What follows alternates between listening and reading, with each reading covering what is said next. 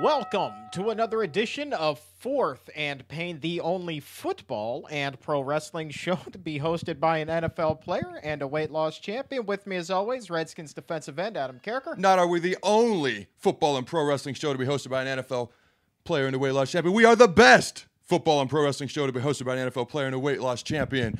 Woo, woo, woo. Fourth and Pain. You know it. Man, I haven't even thought about old Zack Ryder in quite some time. Way to keep Because he's him been relevant. buried. Dude, buried 12 feet under, man. Not even just 6 feet. Terrible. Former wrestling announcer, weight loss champion Chuck Carroll here. Be sure to give the show a follow at Fourth and Pain on Twitter. Great content on there. Each and every weekday, 1 p.m. Eastern, we tweet out a brand new show such as this one. The Washington Redskins, now 0-3, been talked about all week. The nearly insurmountable odds of making the postseason. Historically, since 1990, the Redskins now facing a less than 3% chance of making it past Week 17. Adam Carriker, talk to me, man. Where to from here? Less than 3%. Less than 3%. I did. Okay, that's not surprising to me. 0-3 to making the playoffs, that sounds unlikely. Let me point out something to you. We're 3 games under 500 right now. We're 0-3, 3 games under 500.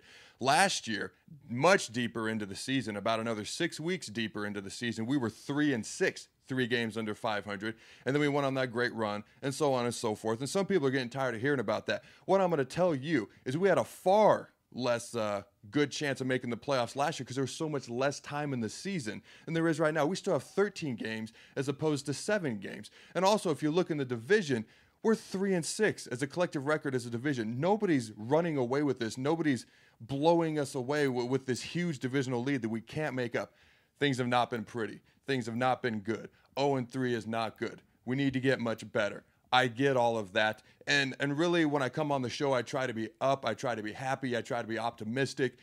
I'm really not in that great a mood. But for the show, I try to portray happiness because we enjoy doing this. But when it comes to football, we can get better. We will get better. We must get better.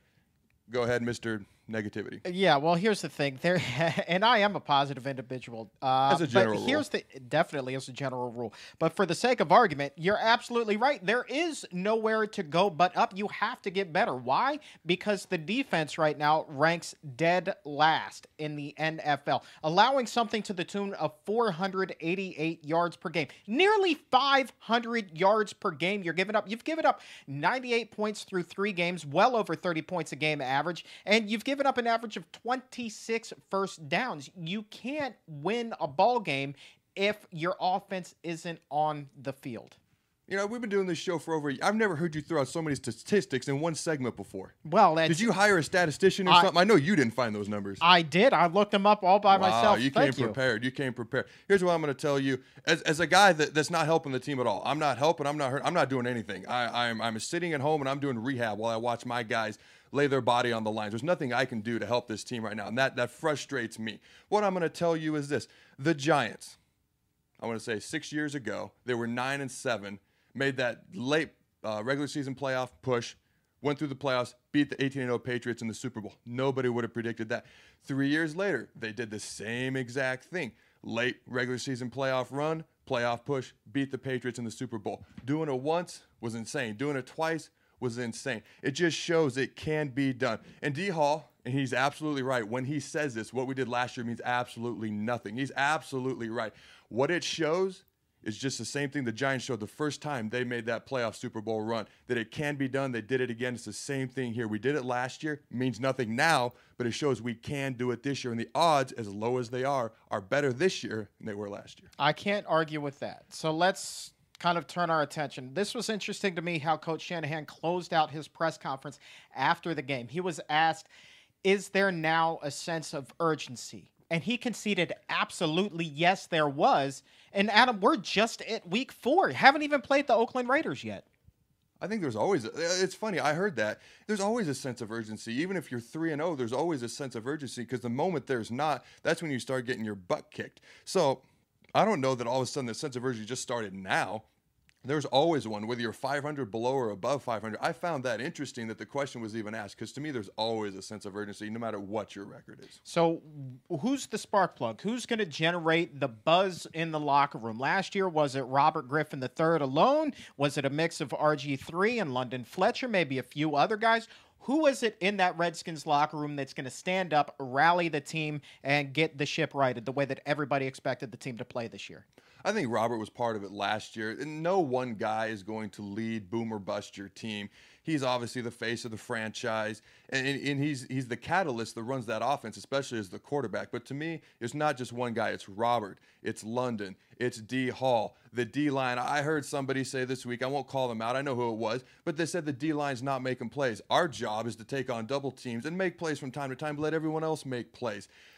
It's everybody in that locker room. It's no one guy. And there's certain guys that will step up more than others. I name those guys, but it's everybody. It has to be a collective group effort, like it was last year. That's interesting. Real quick before we move on and talk about Johnny Manziel, the one thing that I will say to that point is everybody talks about the differences between a 3-4 and a 4-3, but then you hear comments such as that, and that shows me that they have no idea what the hell they're talking about. It's not that they have no idea. It's just you have to understand somewhat of the X's and O's, and certain people who are talking know the X's and O's better than others. That's just the way it is in the world. Certain things are better at certain things than other people. The fact is, as a 3-4 defensive end, if you get 30 tackles, you've had a pretty decent year. By the way, that's less than 2 tackles a game. If you get 5-6 sacks, you may lead the entire NFL among 3-4 defensive ends in sacks. Richard Seymour, I think, has the most sacks I've ever seen a 3-4 defensive end get in one season, and he had 8. That's the most I've ever seen. J.J. Watt is not a 3-4 defensive end, and he's also a freak. But I do believe they play a 4-3 down there in Houston, in case somebody wants to throw that out there. You're listening to Fourth and Pain with Redskins defensive end Adam Carriker and me, Chuck Carroll. Let's transition, Adam, here. We have about 3 minutes to talk about this. Johnny Manziel, is he a first-round talent? You go first. No. No, I don't think that he is. I think that there's a lot of criticism out there, and as much as it pains me, Adam, to say this, his height is going to work to his disadvantage. He's just not a first round. I know. His height is going to work to his disadvantage. You who is sitting on your legs and about 14 pillows right now to be the same height as me. I understand. I understand the plight of Johnny Manziel to the height extent of things. But you know what? Why you got to sell him short like that? Because it's true. Jeez. It's damn true. Okay. And I think that beyond that, there's a whole host of off the field issues that would take him, even if he were 6'2", 6'3", 6'6", tall enough to be an NFL caliber quarterback. All of that off the field stuff and that cancer, that's going to knock him out of the first round anyway. Let's say he didn't have that stuff. Take that stuff aside, because people who say they wouldn't draft him in the first round because of all this off the field stuff, I'm okay with that. He's clearly got some theatrics to him, and you give someone with a lot of theatrics a lot of money, it's not going to make it better. So I buy that argument. Take that out of it. Just physically, could he play in the NFL as a first-round pick? Could he play? Well, see, now you're asking two different questions. Should you take him as a first-round pick? There you go. There you go. I mean, taking Johnny Manziel in the first round is kind of like taking Tim Tebow in the first round. You have believers, and you have the people that just don't believe in him whatsoever. There's very little middle ground. Love you some Tim Tebow. You know what? Slurp you some Tim Tebow. Anytime I can drop that Tebow name, I'm going to do so. But the fact of the matter is, Tim Tebow obviously should not have been a first-round draft pick. Johnny Manziel should not be a first-round draft pick. Matter of fact, Johnny Manziel should be like Charlie friggin' Ward. He needs to start playing basketball. Well, he is too short to play basketball. Charlie Ward wasn't. I got about a minute here, so let me run through my little spiel. 2012 against the NFL of college football, which is the SEC conference, and the best team in the NFL of college football, which is Alabama.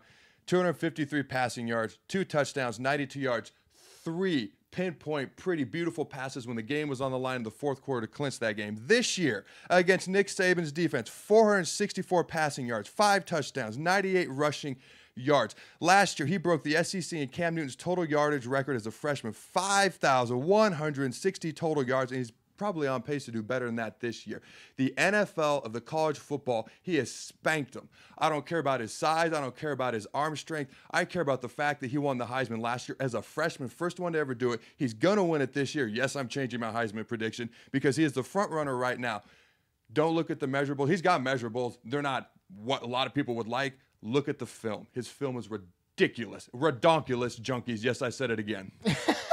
Well, I would sit here and argue with you, but the fact of the matter is you're dead wrong, and we are fresh out of time. Why you got to cut the segment short? Well, shut up, man. You are so overgrown. I'm begging you one day wake up and shrink. The opposite I'm begging of you the one Tom day wake Hanks up and movie. grow. You know what? I want to be big. I want to be like Tom Well, Hanks. I don't want to be short, so I'm sorry. All right. Anyway, this is Fourth and Pain. We'll be right back. Adam Carriker, Redskins defensive end number 94, largest arms on the defensive line, here with your pumping iron tip of the week. The 3 most important lifts for a football player. Number 1, squat. Get your legs right. That's the number 1 thing you need is powerful legs. Power comes from the ground. Number 2, cleans. You need to be explosive, not just this big, herky, strong, muscular-looking bodybuilder guy. Explosiveness, use a hang clean. Number 3, not just regular bench, because if you're playing football out here, it doesn't matter how strong you are, you're going to get kicked on your backside. Come in, do close grip bench, because that is football strength. Remember, life consists not in holding good cards, but in playing the cards you do hold well. You're welcome.